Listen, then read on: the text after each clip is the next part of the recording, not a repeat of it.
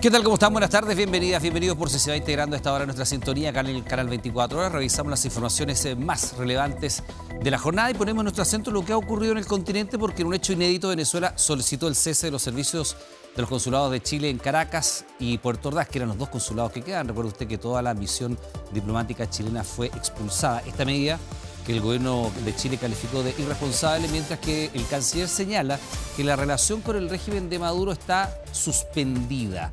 En la práctica no hay relaciones. Bueno, se estima que son 12.000 los chilenos que se verían afectados por el cierre de los dos consulados. Queremos hablar de este tema, también de cómo ha irrumpido en la política exterior una cierta sombra de preocupación a propósito de cómo van las relaciones con Estados Unidos, junto al ex canciller Heraldo Muñoz, también consultor internacional, uno de los observadores que va a ir a las elecciones de Ecuador el próximo 9 de febrero. Heraldo, ¿cómo le va? Buenas tardes y bienvenido. ¿Qué tal, Iván? Buenas tardes. Partamos por lo urgente, si usted quiere, que este cierre de los consulados, los dos que quedan todavía abiertos en Venezuela. Nosotros estuvimos hace algunos días acá con el ex embajador Gasmuri y él nos decía, bueno, no hay que cerrar relaciones, no hay que cortar relaciones, todavía tenemos dos consulados, se reciben las necesidades de los chilenos, se responde a las necesidades de la población y sin embargo eso hoy día cambia. ¿Cuánto cambia esto, las relaciones entre los dos países, si es que uno pudiera hablar de relaciones entre ambos países? Bueno, yo creo que cambia de manera sustantiva. Este es un quiebre total de la relación bilateral por esta decisión que es unilateral del régimen de Nicolás Maduro. Esto va mucho más allá del rompimiento de relaciones diplomáticas entre dos estados, porque se cierran los consulados. De hecho, la Convención de Viena sobre relaciones consulares dice que cuando hay un rompimiento de relaciones diplomáticas, no es ipso facto un rompimiento de relaciones consulares. Sin embargo, aquí lo que hace el régimen de Maduro es, además de decir, no van a haber relaciones consulares de ninguna naturaleza. Y yo quiero dar el ejemplo para que recordemos, y quienes están viendo la televisión, que Bolivia rompió relaciones diplomáticas con Chile hace muchos años. ¿78? El 78, sí, exactamente. 78, sí. Y sin embargo, hay consulados generales en ambos países que atienden a sus connacionales, emiten documentos y de hecho funcionan casi como embajadas. El consulado de Bolivia está aquí a 5 minutos del canal. Exactamente, y tanto es así que están encabezadas por embajadores, cónsules generales. Entonces, lo que ha hecho el régimen de Maduro es ir a un rompimiento total, a cerrar la puerta totalmente al diálogo, pese a que el gobierno de Chile ha dicho que la relación está suspendida. ¿Por qué? En la práctica diplomática, la suspensión es como un paso inferior al rompimiento total, pero en la práctica lo que hay es rompimiento porque eso lo ha hecho Venezuela.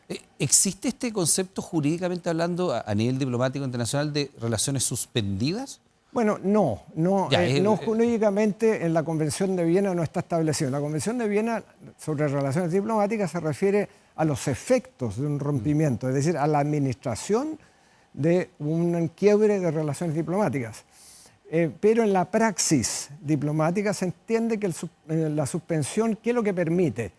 Bueno, que sea temporal y que después de un tiempo no se tenga que hacer un nuevo acto de establecimiento de relaciones y simplemente, bueno, la relación continúa. Pero en este caso es un rompimiento total, unilateral, por el lado de Venezuela. Y eso es lo concreto a mi juicio. Ahora, ¿cómo atender a esos 12.000 chilenos que están en Venezuela?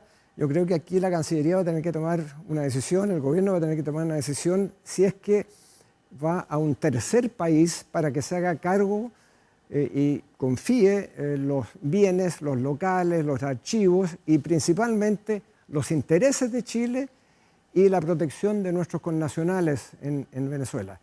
Tiene que ser, por cierto, un Estado que sea aceptado por el Estado receptor, es decir, por Venezuela, como ocurrió con el rompimiento de relaciones entre Argentina y Venezuela, que se hizo cargo de la embajada, del consulado, de las instalaciones argentinas en Caracas, el gobierno de Brasil. ¿Sería ese un buen candidato en este sentido? Bueno, Brasil puede ser un muy buen candidato. Ahora, la relación bilateral entre Chile y Brasil siempre ha sido muy buena y lo es ahora, pero esa es una cuestión que tiene que examinarse. En la historia diplomática hay muchos casos donde el rompimiento de relaciones, incluyendo relaciones consulares, lleva a que un tercer país se haga cargo. Recordemos la relación entre Estados Unidos y Cuba, Después del rompimiento del año 61 de la relación diplomática, se hizo cargo Suiza de la relación y de la representación, ya sea de Estados Unidos en Cuba, y en el caso de Cuba al comienzo fue la entonces Checoslovaquia, y después se creó una oficina de intereses de Estados Unidos en la embajada de Suiza para atender ya relaciones consulares, cuando empezó a mejorar con Carter el año 77 la relación bilateral. Entonces hay muchos casos pragmáticos donde se puede llegar a un acuerdo, pero aquí lo que veo es una actitud del régimen de Maduro de cerrar todas las puertas, y yo creo que Chile tiene que tener una actitud de serena firmeza también. Eso es lo que preguntar anterior, los efectos prácticos, porque en la práctica es bastante obvio que esta es una bofetada, que una más, porque cuando uno escucha el lenguaje que emplean las autoridades para referirse al presidente de Chile, porque el presidente de Chile ha sido en claro, y a diferencia de lo que piensa una parte del oficialismo, el Partido Comunista tiene una diferencia con el gobierno, del cual integra parte, él tiene una diferencia. El presidente de Chile ha dicho muchas veces que esto es una dictadura, que no responde a estándares democráticos, lo ha señalado más de una vez, que las elecciones no las ha ganado legítimamente, si no existen las actas no se les reconoce, y lo que ya sabemos. Claro. Pero de regreso, lo menos que se dice el presidente Boric es mamarracho, traidor, no tengo idea, y una serie de epítetos. En la práctica, lo que ha hecho Venezuela es abofetear las relaciones diplomáticas con nuestro país, y Chile no corta relaciones. ¿Cómo primero interpreta usted ese hecho de decir, no, mire, tenemos relaciones suspendidas, cuando en la práctica no hay relaciones de ningún tipo? Nos echaron al embajador, echaron a todos los funcionarios diplomáticos, quedaron 2 consulados y ahora los cierran. No, hay un quiebre total. ¿Y por qué el gobierno ¿por qué cree usted que el gobierno no dice, sabe que están cortadas las relaciones? Bueno, es así, esa es la realidad. La realidad es que ahora, están cortadas las relaciones. Claro, pero, o sea, más allá de que Chile ahora diga, vamos a romper formalmente las relaciones con Venezuela, de hecho ya están rotas por el lado de Venezuela, sí, unilateralmente. A mi juicio hay que hacer algo mucho más sustantivo. Yo he dicho que el gobierno quizás debiera ahora presentar nuevos antecedentes, porque los hay, después de la elección fraudulenta del 28 de julio, de represión en Venezuela, presentar nuevos antecedentes y pedirle a la Fiscalía de la Corte Penal Internacional, que está investigando a Nicolás Maduro por crímenes de lesa humanidad, que agilice esa investigación. Yo creo que eso es mucho más efectivo que una declaración formal, vamos a romper ahora relaciones cuando ya están rotas.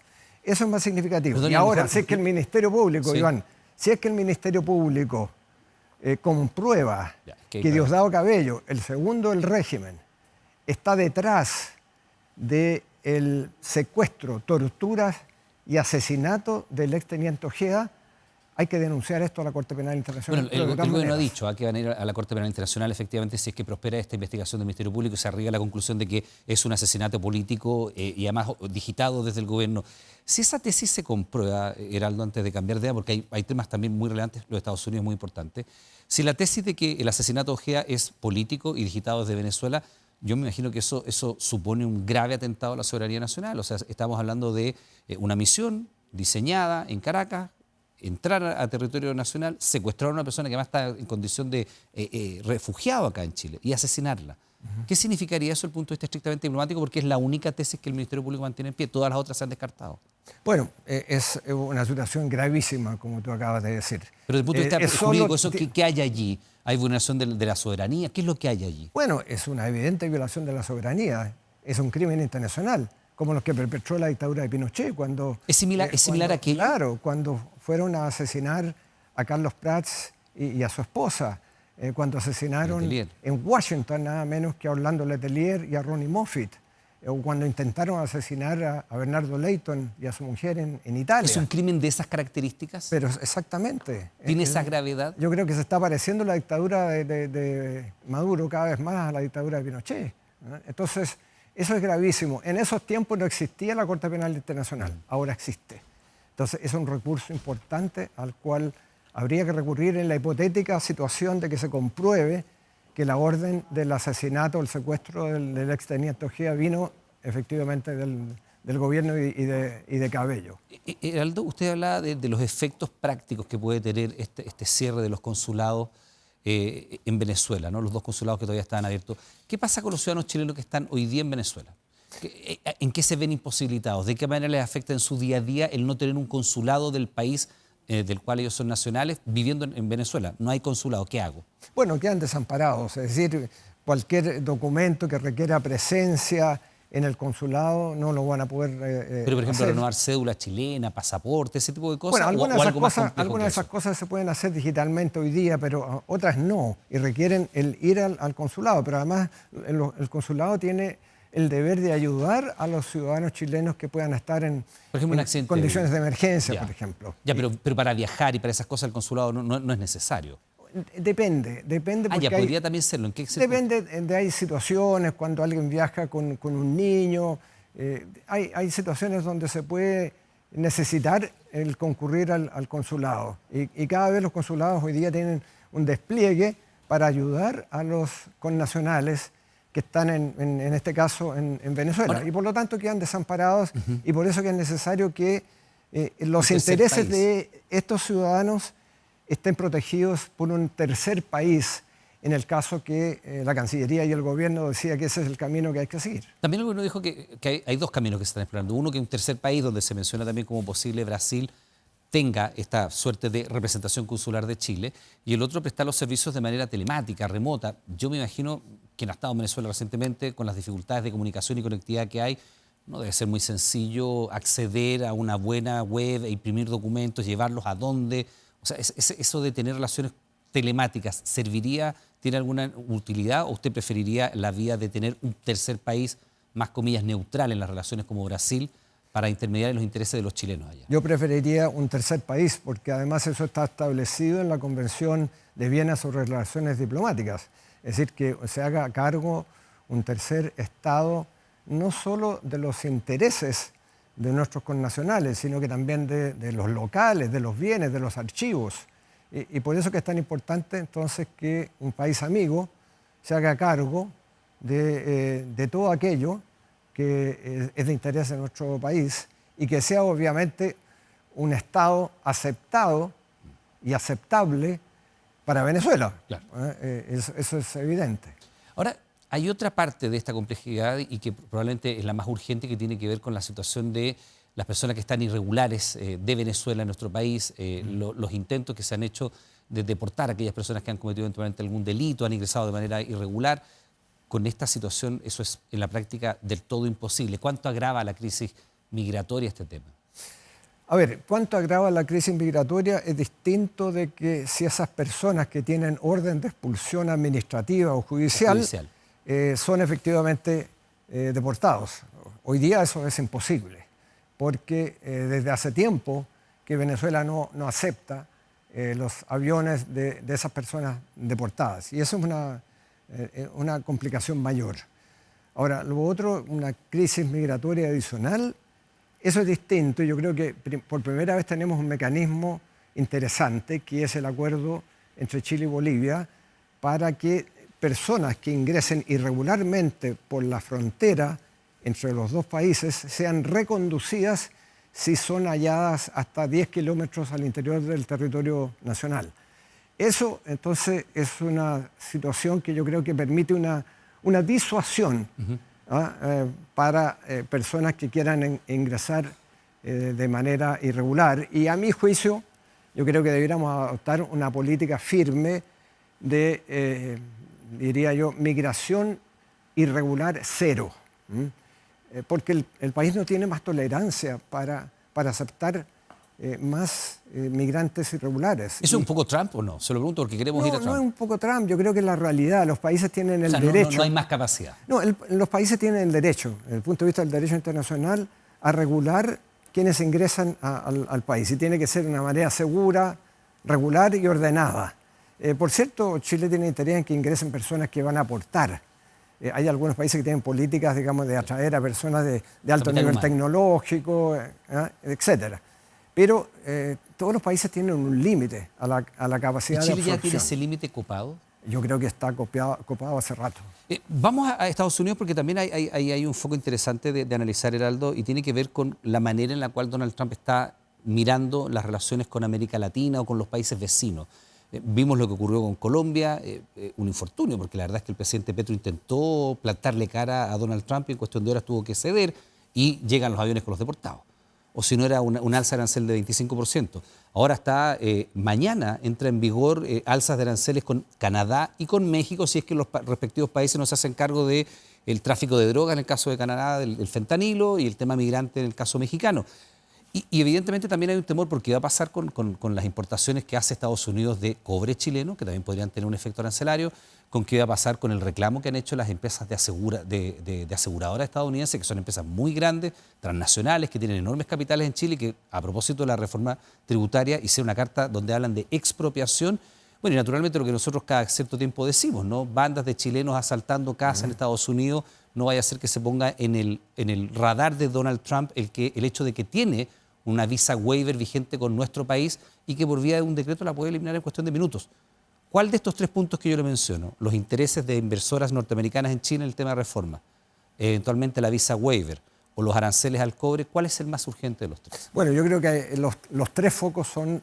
¿O hay algún otro que no estemos mirando? Los tres focos son preocupantes para los intereses de Chile. El primero porque efectivamente, claro, se puede decir que Chile ya no va a participar en el programa de visa waiver, producto de que algunos chilenos han abusado para perpetrar lo que se denomina turismo delictual. Sí. Y que eventualmente hasta Trump pudiera decir vamos a poner en un avión a todos estos tipos que hemos agarrado. Y de vuelta para acá. Y de vuelta para acá, y algunos irregulares que están en condición irregular en Estados Unidos. Yo creo que la única alternativa ahí es recibirlos y salvar el programa de visa waiver para Chile. Yo creo que eso es lo más importante. A ese costo, no hacer lo que intentó hacer el presidente Petro. O sea, yo creo que la lección de Petro es que no se puede jugar a un pulseo con Estados Unidos. Si la balanza comercial no está del lado de uno. Sí, bueno, de hecho, Colombia es el tercer socio comercial, 53.000 millones de dólares de comercio bilateral, mucho más que Chile. Sí, claro. Y sin embargo tuvo que ceder, como tú dices. Entonces, la primera lección para Trump es, bueno, esto me funcionó. Y la amenaza entonces va a funcionar para obtener los objetivos que yo persigo. Entonces, eso es lo primero. Yo creo que en ese sentido habría que aceptar a esa persona. ¿Está en riesgo, Heraldo? ¿Cómo? ¿El programa Visa Waiver está en riesgo con la administración Trump? Yo creo que es el área más sensible de la relación bilateral y puede ser revisado. Por eso que hay que tratar de mantenerlo con una relación pragmática, una relación proactiva con Estados Unidos. Lo segundo es el cobre, por esta declaración más bien general que ha dicho Trump de que le va a elevar los aranceles no solo al cobre, sino que también al acero, al aluminio, sí, claro. Ya mencionaba los productos farmacéuticos, microchips, etc. Pero no hay una mención directa de Chile, pero sin embargo el daño ya ha sido hecho, porque en la bolsa de metales de Londres ya el precio del cobre ha caído como consecuencia de este anuncio eventual. Estados Unidos no tiene las condiciones como para decir no vamos a importar más cobre de Chile. Lo sustituimos por producción hoy día local, no sucede. Pero a mediano plazo probablemente quiere que se exploten más yacimientos, que existan más refinerías de cobre en Estados Unidos y tener menos dependencia del exterior. Pero nosotros tenemos de protección un acuerdo de libre comercio. Y yo creo que esa es la línea principal de defensa. Ahora, pero Donald Trump también puede revisar un acuerdo de libre comercio. Efectivamente, y ahí voy a lo tercero, que es estas quejas de las compañías aseguradoras norteamericanas respecto a la reforma de pensiones. Ellos hablan de expropiación. Hablan de expropiación, exactamente. Entonces, ¿por qué es lo más peligroso a mi juicio? Porque las tres compañías son muy poderosas en Estados Unidos. Prudential, MetLife. Principal. Cualquiera de esos gerentes generales puede tomar el teléfono y llamar al presidente Trump y decirle, ¿sabe? En Chile me han expropiado. Y Trump diga, entonces, bueno, ok, hay tratado de libre comercio, ¿cómo está la relación bilateral? Bueno, es favorable a Estados Unidos, un poquito en el balance comercial, pero vamos a renegociar. Y si no, le voy a imponer aranceles. Entonces, ¿qué es la moneda de cambio que tiene Trump? Claro, ahí de nuevo Chile tiene que decir, mire, sabe, aquí hay que respetar las reglas, pero no es precisamente la perspectiva de Trump. Entonces yo creo que lo más peligroso, lo más sensible a corto plazo es esta situación de las aseguradoras norteamericanas respecto a la reforma previsional. Perdón, es que si se pusiera en tela de juicio aquello, con todo lo que ha costado desde el punto de vista de los acuerdos políticos, llevar adelante una reforma de pensiones como la que se llevó adelante, con todo lo que tuvo que ceder el Ejecutivo, ceder a una presión internacional de esas características sería, yo creo que infinitamente más doloroso de lo que le pasó al propio presidente Petro. Bueno, pero por otro lado...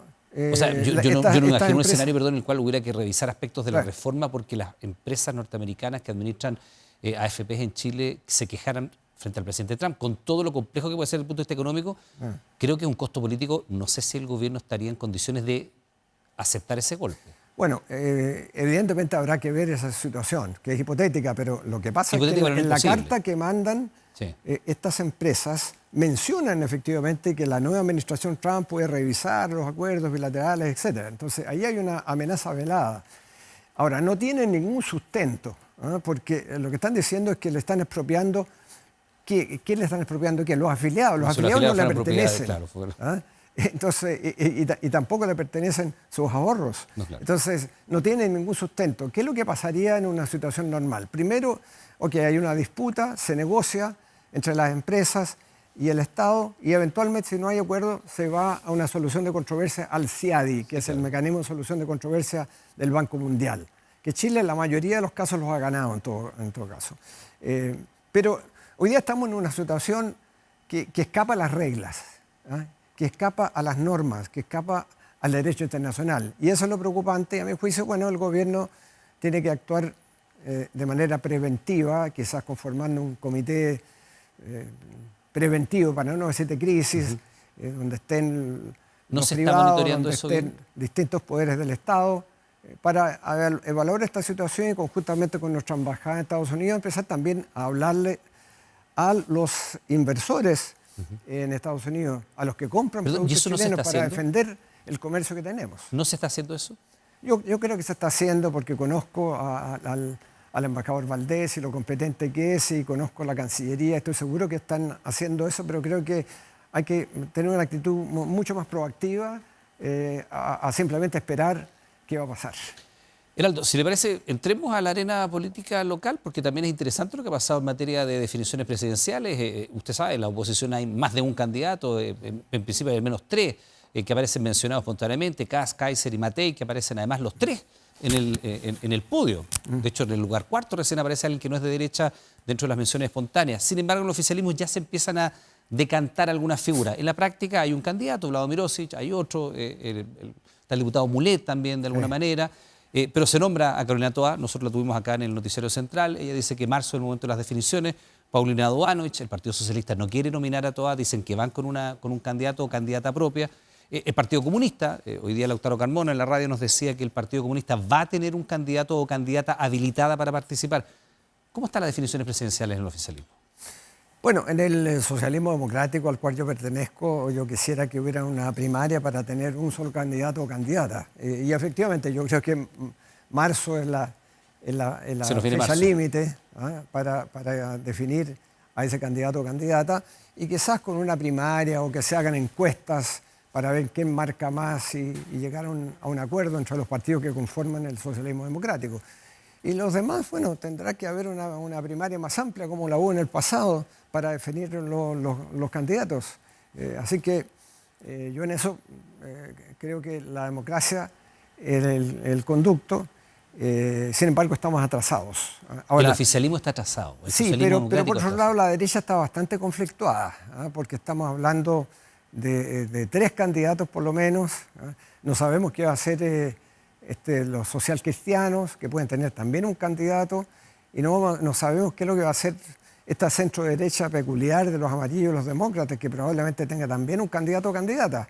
Entonces, no digamos que están muy ordenados en la derecha. Amarillos dice que no va en ninguna circunstancia una primaria con Chile Vamos. Tuvimos acá al presidente Amarillo, nos decía él que no, que la matriz de ellos es centro-izquierda. Jonet dice eso, por lo menos. Bueno, en términos políticos están actuando con la derecha, pero puede ser que como expresión más bien de centro-derecha tengan candidatos propios. Pero lo que trato de decir es que tampoco la derecha está muy ordenada. ¿Pero es carrera corrida para la derecha? ¿Cómo? ¿Es carrera corrida para la derecha? No, no es carrera corrida, yo creo que no hay carrera corrida. No hay carrera corrida. A esta altura, las elecciones pasadas, nadie estaba pensando en que Gabriel Boric podía ser era Jadwe Lavín. Candidato a presidente. Era Jadwe. Claudio Lavín era la definición. Y terminó siendo Kass-Boric. Y por eso las cosas cambiaron y pueden cambiar de la misma manera. ¿Bachelet está fuera de esta ecuación, Heraldo Muñoz? Buena pregunta. Se la ha hecho varias veces y ella ha dicho que no quiere de ninguna manera. También dijo que tienen que haber otros candidatos. Y la última declaración que hizo, de alguna manera mencionó que, bueno, a veces ella piensa, mira, no debiera hacer esto, pero quizás. Entonces, las últimas declaraciones creo que dejó una puerta entreabierta para que sea convencida, pero por cierto, su predilección es no ser candidata nuevamente, por lo que yo le he escuchado. Dos cosas sobre eso. Primero, ¿usted le ha preguntado esto? No le he preguntado específicamente. ¿Pero lo ha conversado con ella? He conversado de distintas materias. Yo pensaba que ella podría ser una muy buena candidata a la Secretaría General de Naciones Unidas, pero después de Trump, la elección de Trump, eso es imposible. La elección del candidato o candidata a la Secretaría General de Naciones Unidas pasa primero por el Consejo de Seguridad, donde los 5 países permanentes, los miembros permanentes, tienen un voto rojo cuando al votar China, secretamente. Rusia, y los demás, los otros 10 tienen uno azul. Y si hay uno rojo en distintas votaciones, porque son muchos candidatos generalmente, uno va diciendo, este candidato no va a pasar. Perdón, ¿y en esa votación Bachelet tendría bandera roja de Trump?